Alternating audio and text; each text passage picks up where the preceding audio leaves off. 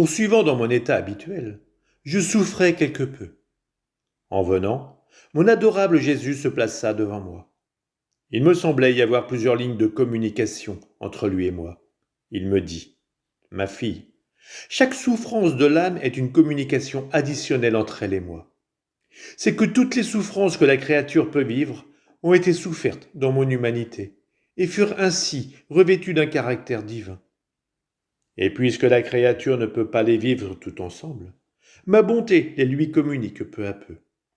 À travers ces souffrances, l'union avec moi grandit. Elle grandit non seulement à travers ces souffrances, mais aussi à travers tout ce que l'âme fait de bien.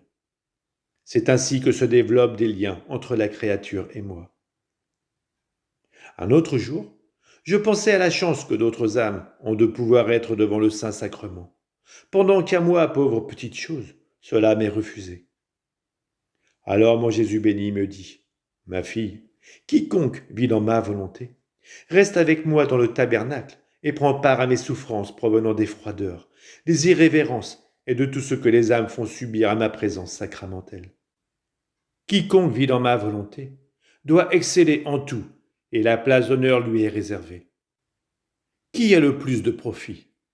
Celui qui est devant moi ou celui qui est avec moi? Pour celui qui vit dans ma volonté, je ne tolère même pas la distance d'un pas entre lui et moi, ni de différence entre nous dans la douleur ou la joie. Peut-être que je le placerai sur la croix, mais je l'aurai toujours avec moi. Voilà pourquoi je te veux toujours dans ma volonté. Je veux te donner la première place dans mon cœur sacramentel. Je veux sentir ton cœur battre dans le mien, avec le même amour et les mêmes peines que moi. Je veux sentir ta volonté dans la mienne, de manière à ce qu'en se multipliant en chacun, elle me donne d'un simple acte les réparations et l'amour de tous. Je veux sentir ma volonté dans la tienne, qui rendant mienne ta pauvre humanité, la présente devant la majesté du Père comme une victime perpétuelle.